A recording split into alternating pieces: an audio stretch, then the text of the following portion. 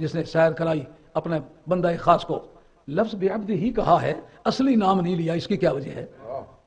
عبد نکرہ ہے, ہی اس کا جو مضاف ہے وہ ضمیر ہے. ضمیر باوجود اس کے کہ معرفہ ہوتا ہے اس میں بھی ابہام ہوتا ہے, وہ بقول آپ کے توقل فی الابہام ہوتا ہے اس میں, تو اس وجہ سے اس کی معرفت حاصل نہیں ہوتی جب تک اس کا مرجع پتہ نہ چلے. تو بعبد ہی کا مرجع الذی ہوگا, الذی خود مبہم ہے, تو ابہام کا ابہام سے اجتماع ہو جائے, مبہم کی طرف اضافت ہو, تو پھر کوئی ابہام میں اضافہ نہ ہو تو پھر وہ ابہام رفع تو نہیں ہوتا. اب بعبد ہی کہہ کے چھوڑ دینا جبکہ دوسرے انبیاء و مرسلین کا ذکر قرآن مجید نے کیا ہے, تو پروردگار عالم نے کہا ذکر رحمت ربک عبدہ زکریا, اصلی نام عبد بھی کہا اور اصلی نام بھی لیا. کیوں کہ ان کی عبدیت میں دوسرے انبیاء کی عبدیت شریک ہے. جیسا فرمایا کہ وذکر عبدنا ایوب, ہمارے بندے ایوب کو یاد کرو. عبدنا بھی کہا, ایوب بھی کہا, کیونکہ عبد کہنے سے معرفت پوری حاصل نہیں ہو رہی تھی, اس لیے کہ ان کی عبدیت میں اور بھی شریک تھے. اور وذکر عبدنا داؤد ذل الاید, ہمارے بندے داؤد کو یاد کرو جو بڑا قوت والا ہے. سرکار کی باری آئی, یہاں فرمایا سبحان الذی اسری بعبدہ, یہاں بھی اصلی نام نہیں لیا. تبارک الذی نزل الفرقان علی عبدہ لیکون للعالمین نذیرا, وہاں بھی علی عبدہ کہا, محمد نہیں کہا.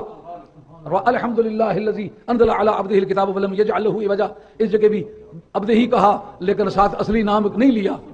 اور فرمایا لما قام عبد اللہ یدعوہ کادوا یکونون علیہ لبدا, کہ جس وقت وہ اللہ کا بندہ کھڑا ہو کے خدا کی پوجا کرے تو یہ ایسا لگتا ہے کہ جیسا اس کے گرد گرد لپٹ جائیں گے. یہاں بھی عبداللہ کہا, اصلی نام نہیں لیا. کیوں؟ اصلی نام لینے کا مقصد ابہام کا رفع کرنا اور معرفت کاملہ کا حاصل ہونا. کہ اے میرے محبوب جس مقام عبدیت میں تم کھڑے ہو وہاں تو نبیوں کی عبدیت بھی شریک نہیں, اس لیے بعبدہ ہی کہہ دیا جائے تو تیری پوری معرفت حاصل ہو جاتی ہے. اب اصول معرفت کیا ہے کہ جس وقت کوئی کسی کی چھوٹی سے چھوٹی صفت میں شریک نہ ہو تو بڑی سے بڑی صفت میں کون شریک ہوگا؟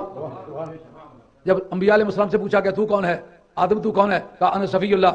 پوچھا نوح تو کون ہے, کہا نجی اللہ. ابراہیم علیہ السلام سے پوچھا, کہا خلیل اللہ. عیسیٰ علیہ السلام سے پوچھا روح اللہ. موسیٰ علیہ السلام سے پوچھا, انہوں نے کہا کلیم اللہ. سرکار سے پوچھا, کہا عبد اللہ.